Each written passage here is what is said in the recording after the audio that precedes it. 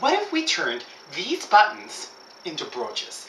The last one we're going to do today is a Mardi Gras brooch because, I just think Mardi Gras is so fun and festive. About 3 years ago, Marge and I went down to Mardi Gras and we had the time of our lives. Did you know they have an Applebee's right in the center of the French Quarter? They do. And we went in and the margaritas there were madness. We just had a crazy time. Coincidentally, it's the first time I saw Marge's boobs as well. But that's a separate story. So for the last time, we're going to pull out our spray adhesive and give it a shake, and then we're just going to spray this down.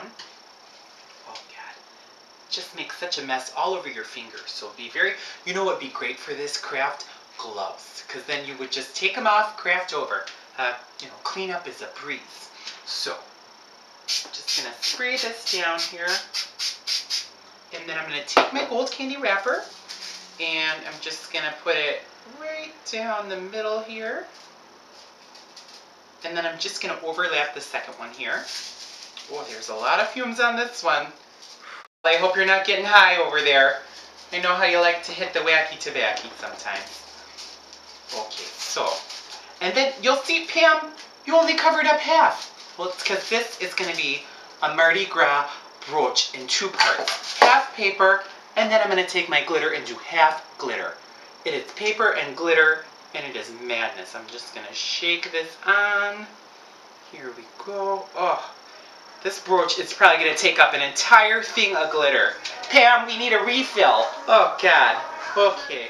Oh, party time with Pam. Gotta love those neighbors that moved in last week. They just love to play their party music every night. Same time. Is it 6:30? It must be time for the fiesta. Okay, so I'm still shaking glitter because there is just, this brooch is going to be the biggest thing you've ever worn on your chest. This is for ladies with the double D's.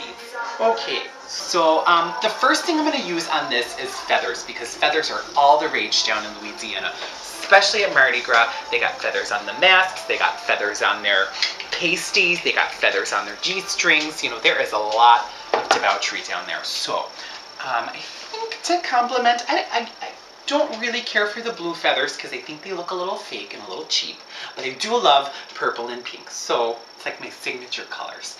And so I'm just going to throw some purple and pink feathers together in a bunch. So I'm just going to put some glue here, and you can be pretty generous because you're just going to throw some feathers on top of it, so it really doesn't matter how much glue you put down.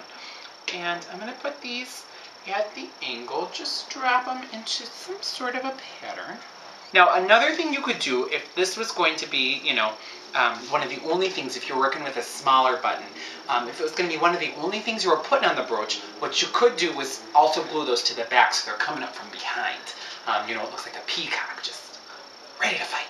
And then to cover up what I've done with the feathers on the front, I'm going to pick one of my random appliques, and this is Mardi Gras. You are allowed to go wild. I'm going to pick just this little, I think this looks very French. That's just me. And I'm just going to put a little glue. I'm going to put it right on the button. Here, just a square of glue.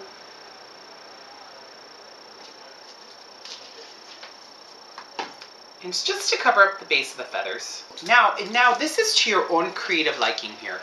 Anything you want to put on your Mardi Gras brooch. I think that I'm going to pull out a fan because, it gets real hot down in Louisiana.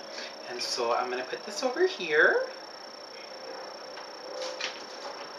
With all this spray adhesive, I'm molting here with all these feathers falling off me. Okay.